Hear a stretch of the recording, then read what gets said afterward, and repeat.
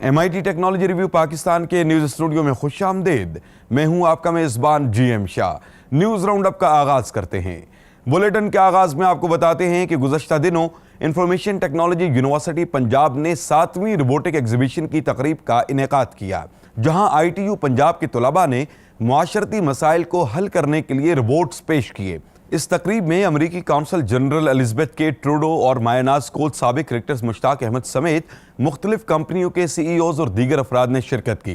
इस तकरीब से खिताब करते हुए अमरीकी कौंसल जनरल एलिज़ाबेथ के ट्रूडो का कहना था कि वो पाकिस्तान की नौजवान नस्ल से बहुत पुरुम्मीद हैं। और अब आपको बताते हैं कि अमरीकी माहिरीन ने जदीद सरहाने का निज़ाम तैयार किया है। ये निज़ाम ऐसे अफराद के लिए तैयार किया गया है जो दिल में जलन और मैदे की तेज़ाबियत में मुब्तला हैं। ऐसे में ये निज़ाम उनको आराम पहुंचाने के साथ साथ पुरसकून नींद भी देता है।